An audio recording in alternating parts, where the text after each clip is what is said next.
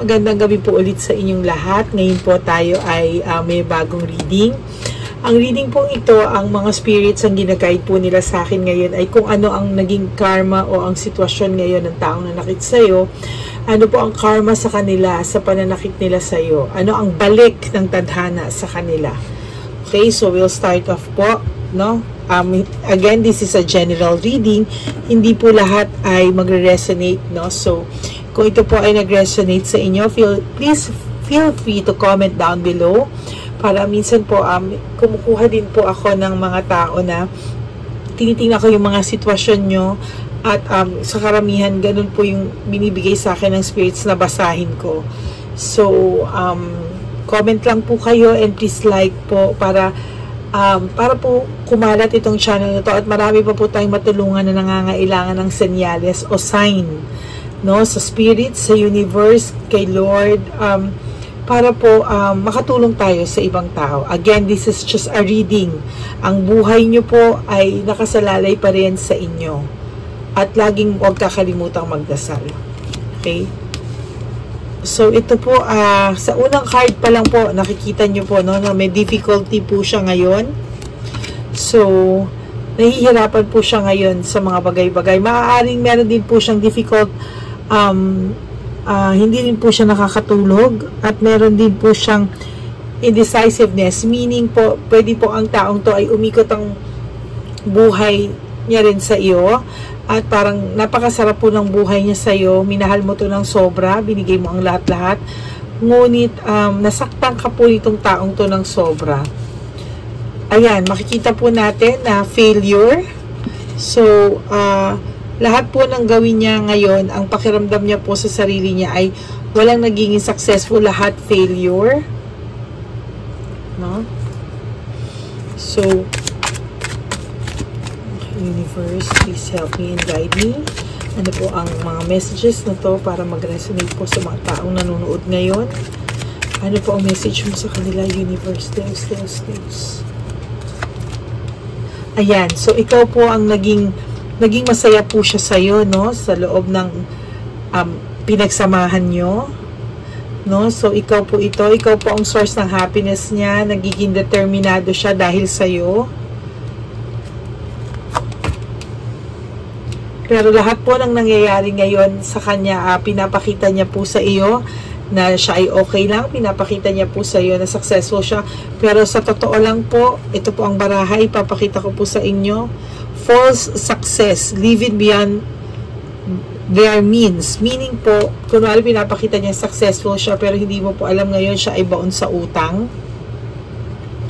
Ayan, false success po. Hindi po totoo yung mga pinapakita niya sa iyo.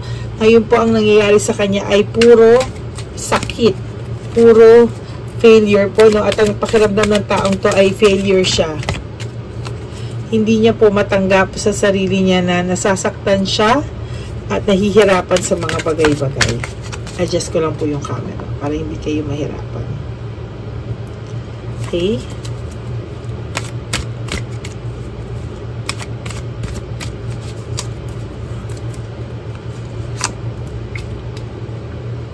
Nawalan po siya ng control. Nawalan po siya ng control ngayon sa mga bagay-bagay. Hindi niya po kontrolado yung pakiramdam niya ngayon. At malamang po, ngayon pa lang po nagsisink in sa taong ito yung pagkawala mo, no? So, nung mga una, kung makikita nyo, akala nyo hindi siya apektado. Akala nyo okay lang siya, na bakit parang kaya niya lang na wala ako, na okay pa siya na wala ako. Okay, wait lang po, i-adjust natin yung camera. Yan. Okay, so kayo po ay naging maganda po yung samahan nyo nung una, no? Pero itong po taon to ay sasabihin ko po sa inyo totoo, nasaktan po kayo sobra-sobra nito. Tingnan po natin. Oh! Pinapakita niya po sa inyo na siya ay okay lang, nakarecover siya agad, ganyan. Pero sa totoo lang po, ito pong taong to ay broken hearted. Nagsasuffer po siya, suffering, grief, and heartbreak. Pinipilit niya po ipakita sa inyo na siya ay nakarecover na, pero sa totoo lang po, hindi pa. Kayo po ay naghiwalay nitong taong to, na malamang kayo po ay nasa no contact, or talaga ikaw po ang lumayo sa kanya. Ikaw po yung lumayo, or pwede rin siya yung lumayo na nakit siya, pero ikaw na ngayon yung na-realize mo na ayaw mo na. At ngayon pa lang po nagsisink in sa kanya. Ayan po, oo. Ayan po, boredom, responsibility, feeling niya po responsible siya sa sakit na nararamdaman niya. Siya yung merong rason bakit siya ngayon ganito. Siya rin po ang may kasalanan. Wala siyang ibang masisisi kundi siya. At ngayon po talagang hirap na hirap to sa buhay. Maaaring ito po ay na-spoiled mo din. Na-spoiled mo po itong taong to. Kaya ngayon ay gusto niyang ngayon pa lang po niya nararamdaman na ikaw ay nag-move on na. Ayaw mo na sa kanya. Ngayon pa lang po, alam niyo po ang pinakamatindi na karma po sa kanya sa lahat ng nababasa ko po dito. Hindi po yung panunumbat nyo, hindi po yung galit nyo. Ang pinakamatindi po dito is nakikita niya kayong nawawala. Nakikita niya kayong unti-unting lumalayo. At nakikita niya na maayos kayo nang wala siya. Next card.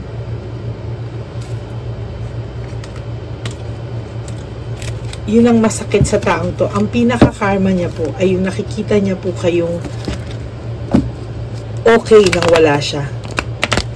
Yun ang pinaka-masakit niyang nararamdaman. Lalo na po yung sa mga taong tahimik na namimiss na lang po niya. Talagang nakakabaliw po yung nararamdaman niya sa mga oras na to. At sa totoo lang, ngayon niya lang po ito nararamdaman. Hindi niya po ito nararamdaman ng mga unang araw, no? Nang naghiwalay kayo, unang araw, unang linggo. Pero ito po ngayon ay nararamdaman niya na.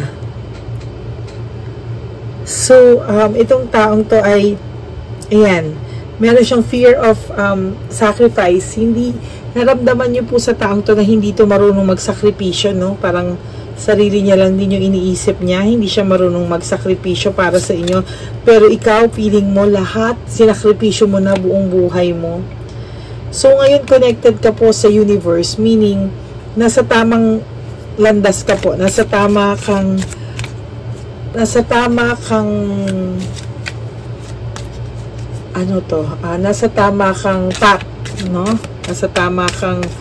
Nasa right, ka po ngayon, tamang pwesto, tamang lugar.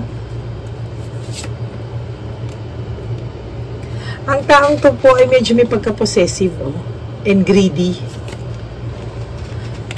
Sarili niya po, kung anong unang makakapagpasaya sa kanya, gusto niya po laging siya yung una, masaya, siya lahat ang iniintindi, siya lahat.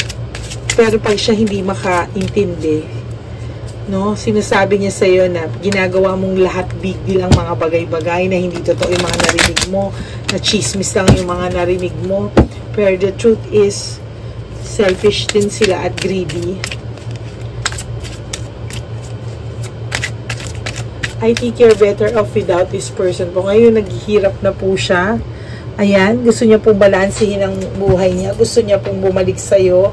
Pero ang pinakamatinding karma po ng taong to ay pag hindi ka na po bumalik sa kanya. Nagulo ang baraha ko sa taong to. Okay. Pag hindi ka na po bumalik, nakikita niya po na maayos ka na. Yun po yung pinakamasakit sa kanyang karma. Naku, teka, may lumalabas mong baraha. Ngayon lang po, ayan clarity. Ngayon lang po nagsisink in sa kanya yung importansya mo, yung value mo, kung kailang wala ka na. Ito minsan yung masakit. Iyan yung pinakamatinding karma sa lahat. Yung wala ka na. Pero dun pa lang nila nare-realize gaano kanila kamahal, gaano mo sila inalagaan, gaano ka naging kabuti sa kanila. Ito yung masakit yung marirealize na lang nila isang araw pagising nila wala ka na. So, ayan, dalawang beses po magkatabi, no? Clarity, truth, ayan. So, ngayon lang po nila nare-realize ang tunay mong halaga sa buhay nila. At ito yung pinakamasakit, yung panuuring kanilang palayo ng palayo sa kanila. Sila po ang nagtulak na lumayo ka. So, ginusto po nila to eh. Tapos, lahat po ng gawin nila ngayon ay wala. Parang, hindi po sila sumasaya sa lahat ng ginagawa nila. Kahit ipakita nila na maaring yung pananakit niya po sa'yo ay dala ng mabilisang desisyon na hindi pinag-isipan. Isang desisyon na hindi pinag-isipan na napaka sakit ng naging impact nito sa inyong dalawa.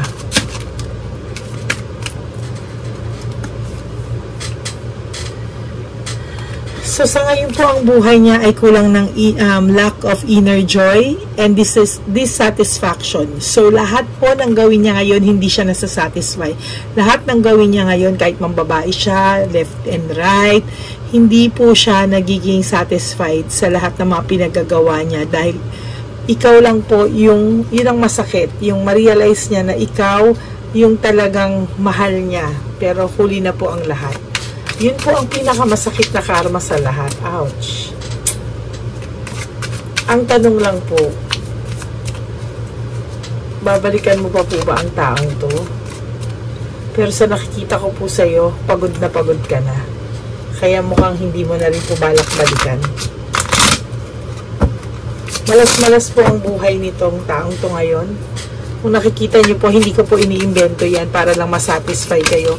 Lumalabas po sa baraha, kaya nilagyan ko po ang baraha ng meaning, ayan, at hindi ko rin po, pag binubunot ko po, hindi ko nakikita, ayan, tulad po nito, bumagsak lang po ito. Meron po siya ngayong bad luck, lahat po ng nangyayari sa kanya ay bad luck, at no control, meaning wala po siyang control sa mga bagay-bagay ngayon. Kahit ano pong gawin niya, hindi niya po mapilit ang sarili niyang maging masaya. At ayan po, puno po siya ng bad luck.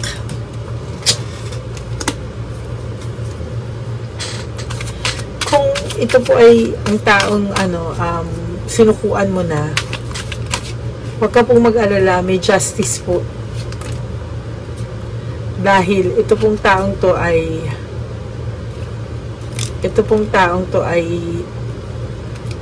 nasakta na rin. Ngayon na po lumalabas yung sakit ng pakiramdam niya, ng pagkawala mo. Ngayon na po nagsisingkin sa kanya. Kasi itong taong to, hindi lang naman kayo magkarelasyon. Meron kayong friendship.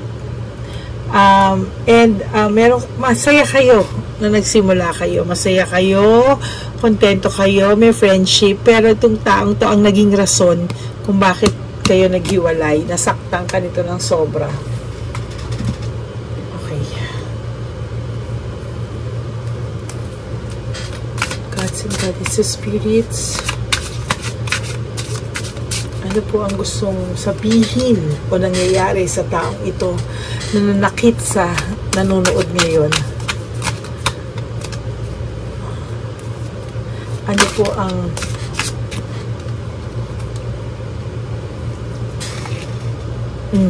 ayan po, sa lahat ng gagawin niya, I can't make a decision. Kanina nga po sabi ko, malamang itong taong to ay sobrang mo ring na-spoiled, sobrang umikot din sa iyo yung buhay, inalagaan mo, minahal mo, ng mas higit pa sa sarili mo. Kaya ngayon, hinahanap-hanap ka niya at yun ang pinakakarma niya. Lahat po ng tingnan niya, kahit saan siya pumunta, lahat ng memories niyo, naaalala niya. Hindi lang po ito sa lalaki, pwede rin po ito sa babae. Basta kung sino po yung nanakit sa inyo.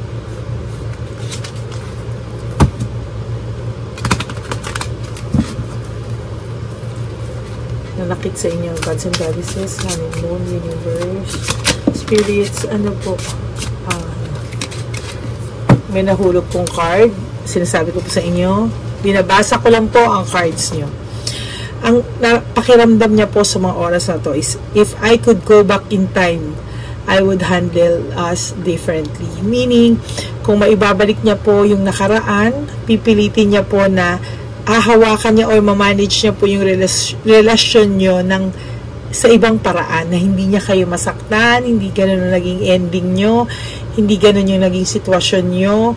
Mamahalin ka po niya ng higit pa sa pagmamahal mo. Yun nga lang po, huli na ang lahat. Masyado nang nasaktan, masyadong malalim ang sugat. Ikaw po ba? Bumabagsak po talaga siya. Ang lakas po ng energy nyo. So, why do I feel so lost? Siyempre, you are so lost because umikot din, pinaikot nyo sa isa't isa ang buhay nyo. Ngunit, itong nanonood ngayon ay minahal ka ng sobra, pero ikaw ay sinaktan mo siya. Maaaring ito ay sinadya o hindi sinadya, pero siya ay nagkamali na sobra kang nasaktan. Kaya ngayon, itong taong to ay lost. Ayan po. Ayan, nahuhulog siya. Sobrang lakas po ng energy, no?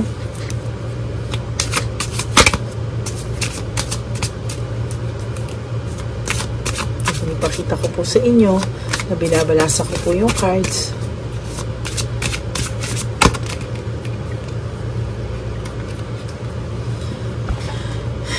Painful memories. As I've told you a while ago po, kakasabi ko lang kanina, sa lahat ng pinupuntahan niya, sa lahat ng bagay, ikaw at ikaw ang naaalala niya at nasasaktan siya every time na naaalala ka niya.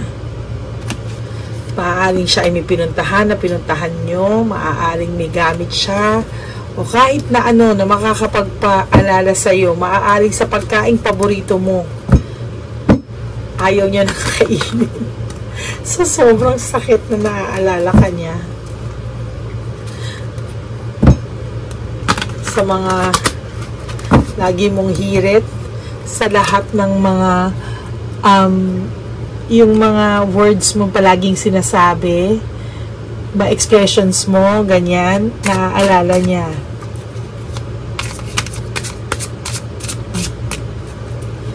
Love Oracle. Ano pa ang pakiramdam nitong taong ito ngayon sa ating nagbabasa? Sa ating nanonood pala. I can't come to you now. Of course. Takot na takot siya. Dahil alam niyang tinulak ka niyang palayo.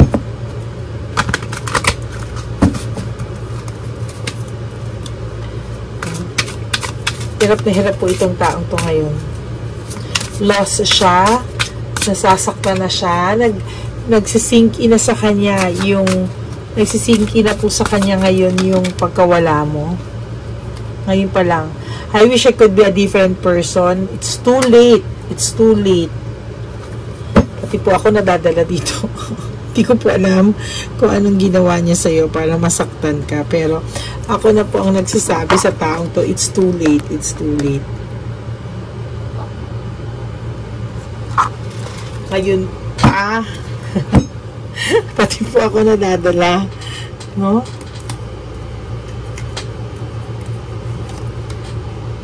I was hurt by you. So, nasasaktan din po siya sa ngayon dahil sa'yo. Ito po yung pinaka-karma niya. Maaaring nare-realize niya na importansya mo, yung value mo, pero wala ka na. Ayaw mo na. At ang masakla pa dito, kung meron siyang nababalitaan na nagkakagusto na sa'yo, o nagmo-move on ka na, ito po yung mga masakit talaga na karma niya. Lahat ng gawin niya po ngayon, feeling niya palpak siya, wala siyang satisfaction. Ay, ayaw mo.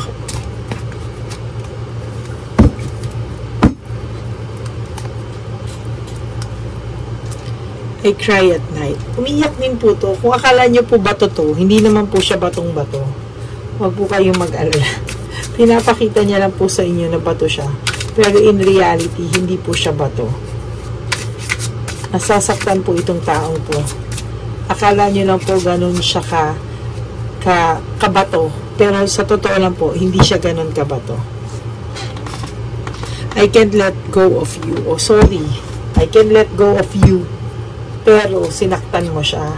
Tapos ngayon mo lang marirealize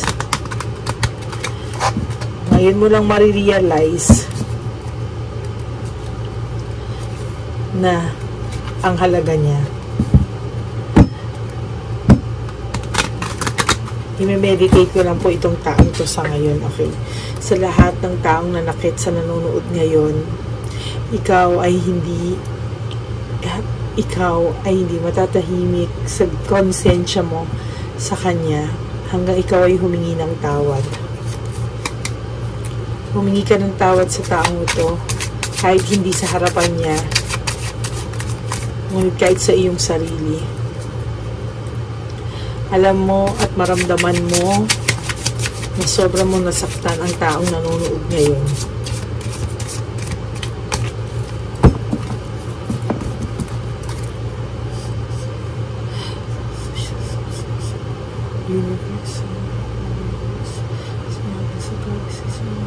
Spirits. Sa mga oras po ito, ikaw ay ganyang naiisip. Ayan, you've triggered me. Ngayon naiisip ka na, lalo ka po niyang naiisip sa mga oras na to. At ito po ang naiisip niya sa mga oras na ito. The way I have treated you was wrong. Talagang mali. Hindi ka mawawala sa isip niya. Hindi ka mawawala sa isip niya. Hindi ka mawawala sa isip niya.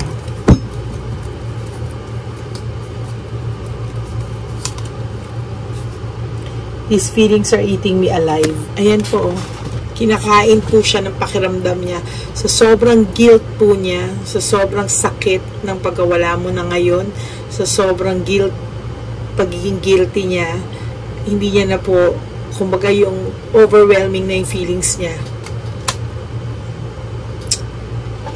Kaya sa susunod, bago tayo manakit ng tao o gumawa ng hindi maganda, sana maisip muna natin na tao, nagmamahal ang mga hindi dapat sinasaktan. Spirits, I need your help. Please manifest.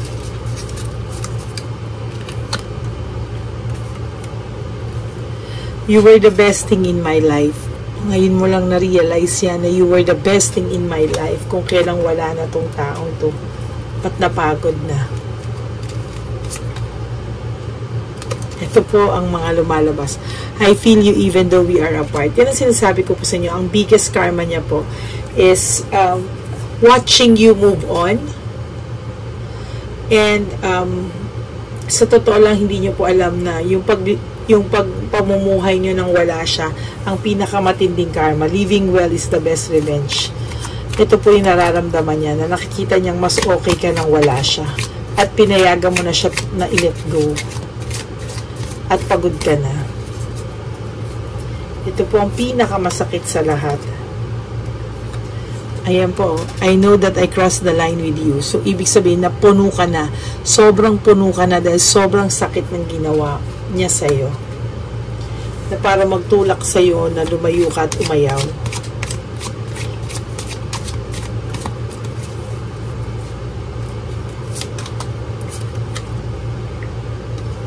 So, iniisip niya po yung conversation niyo over and over and over. Ayaw niya po at hindi niya po matanggap na talagang kayo ay wala na. Kaya inuulit-ulit niya po sa utak niya yung mga araw na mga pinag-usapan niyo. At araw na sinabi mo sa kanya kung gaano kasakit. I look for you everywhere. See, iba-iba po ang baraha kong ginamit. I used 4 cards already. And ito lang po laging lumalabas na ang karma niya, hinahanap ka niya kahit saan, hindi ka mawala sa isip niya. Lahat naaalala niya, kahit anong gawin niya, saan siya pumunta, ikaw ang naaalala niya. Huwag ka pong maniwala ditong pinapakita niya okay siya, na parang move on siya, marami siyang chicks, or kahit ano pa dyan, hindi po totoo. Because every time na may kasama siyang iba, ikaw at ikaw ang hinahanap niya. Ikaw at ikaw po yung nakukumpara niya. Kaya niloloko niya lang yung sarili niya. Yun ang pinakamasakit dun. Isa pa, niloloko niya yung sarili niya. I left you when I saw you with someone. Pwedeng ikaw po na may nabalitaan ka. Napakasakit naman ito. Angels, angels, angels, angels, what is your message? Please resonate, please manifest, angel, for my for this file po, no, na binabasa natin para sa taong ito na nagbabasa ngayon. Trust in the process. You will be okay. Magiging okay ka. I know na masakit pa ngayon, pero magiging okay ka. Trust in the process. Magiging okay ka.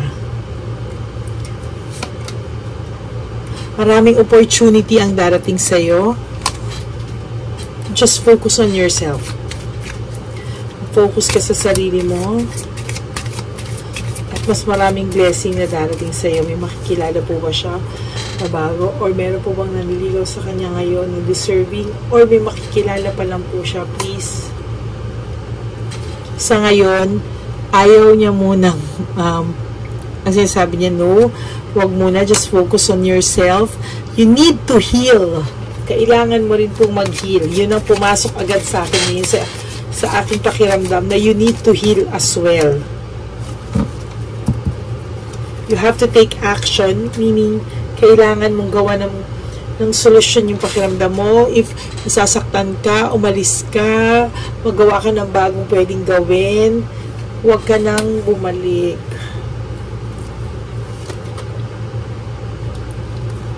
And you will be okay within the next few months. Okay, so ito ang pinaka-karma niya sa'yo. No? Titingnan pa po natin. Ito po ay isa sa pinakalumang baraha ng lola ko na binigay sa akin. Ano? So ito po ay napaka-antique na baraha na first time ko pong gagamitin dito sa YouTube. Para po makita ko po kung ano po ang nilalaman ng barahang ito.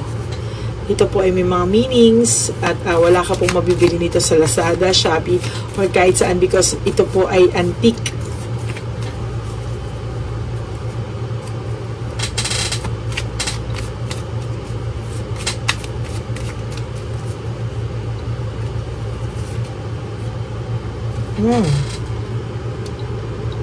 Hand in hand indicates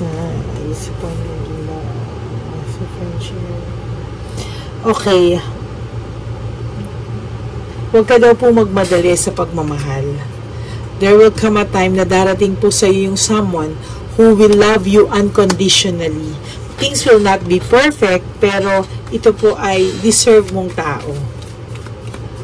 Okay? Ito po yung karma niyang isa pa. So, ito po, parang, ito rin po yung sinasabi kanina, frustration, wala po siyang happiness, at talaga pong masasabi natin na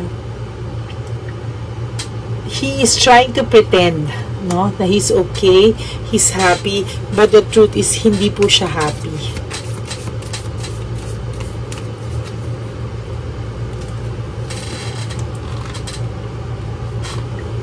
Tingnan niyo po, may mga scotch tape na rin po ito, no? So, yeah, there will come a time na magkakaroon ka po ng happy relationship na deserve mo po at mamahalin ka din po niya.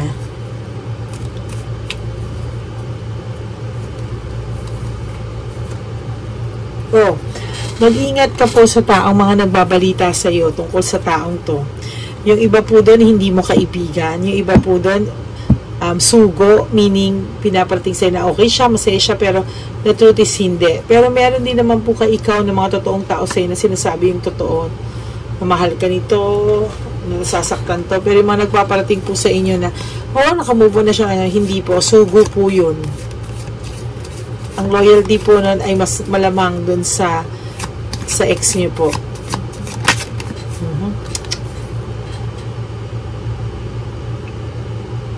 Ayan po, hindi po siya masaya. At, ang sinasabi ko po sa inyo, no, hindi lahat kaibigan mo. Yung mga nagsasabi sa'yo masaya siya, hindi totoo. Ayan po, indicates enemies. Ibig sabihin po, hindi lahat ng nababalitaan mo ay totoo at hindi lahat na nagpaparating sa iyo ay concerned sa iyo. Yung iba po talaga ay subo lang. Be careful din daw po sa mga speculations and exaggerated stories. Okay. Last na po natin itong card na to. Moonology.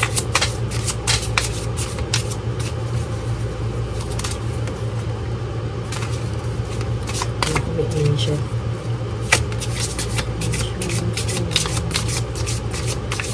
Ito ang last message mo for Moonology.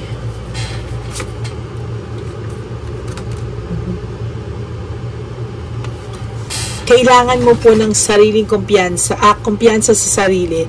Ito po yung magiging key to happiness. Always remember that everything happens for a reason. Kaya po nangyari ito, ay maaaring baka hindi kayo para sa isa't isa. Pero itong taong to, alam ko namang hindi mo kinakasaya yung karma niyang mangyayari dahil minahal mo rin naman tong taong to. Pero gusto ko lang ipakita sa iyo na may justice. Na-realize niya yung worth mo at ang kawalan mo ay ang pagkawala mo. Conclusions are within reach. Malapit ka na pong maging nasa tamang landas. I mean, nasa tama ka ng landas pero sooner or later, mas makaka-adjust ka pa sa life.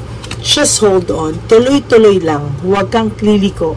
Kasi once na pinagbigyan mo tong taong to for a second chance, kahit na-realize niya ngayon yung pagkakamali niya, hindi pa rin to magtatanda.